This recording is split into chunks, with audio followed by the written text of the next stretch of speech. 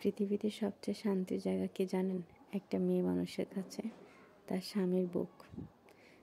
তার স্বামীর বুকের ভিতরে তার জন্য যে জায়গাটা, এটাই তার জন্য সবচেয়ে সুখের স্থান। তার জন্য জান্নাতের মতো একটা জায়গা। জান্নাত আমরা নাম শুনেছি, কখনো চোখে তো আর দেখতে পাইনি, কিন্তু স্বামীর বুকে যখন একটা স্ত্রী তার মাথা রাখে, মনে হয় যে তার এটাই জান্নাত।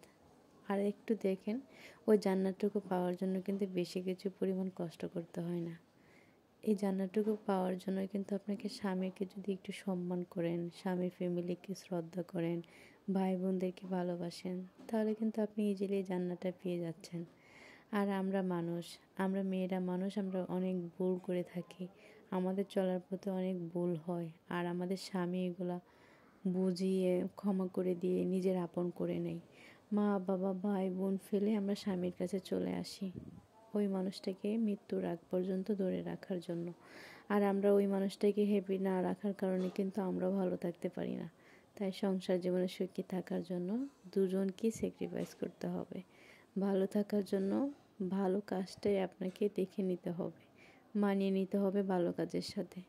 আপনার শ্বশুর শাশুড়ি খারাপ, আপনার ননদ খারাপ, সবই খারাপ ধরে নিলাম। আপনি কি পারেন না তাদের ভালোবাসা দিয়ে ভালো রাখতে? আপনি কি তাদের পারেন না স্যাক্রিফাইস করে একটু নিজের মা বাবা ভাই বোনের সাথে যেমনটা বাঁধে তাদের সাথে এমন মানিয়ে নিতে? আপনি কিন্তু চাইলেই পারেন। সো আপনারাও চান যে স্বামীর মতো একটা জান্নাত পান, স্বামীর মতো একটা ভালোবাসার জায়গা পান। ভালোবাসার জায়গাটা এমন একটা পবিত্র জায়গা, স্বামী স্ত্রীর ভিতরে আল্লাহ এমন একটা পবিত্র জায়গা দিয়েছে, যা শত কষ্টের পরেও ওই মানুষটার মুখে হাসি দেখলে আপনি সব দুঃখ কষ্ট ভুলে যান।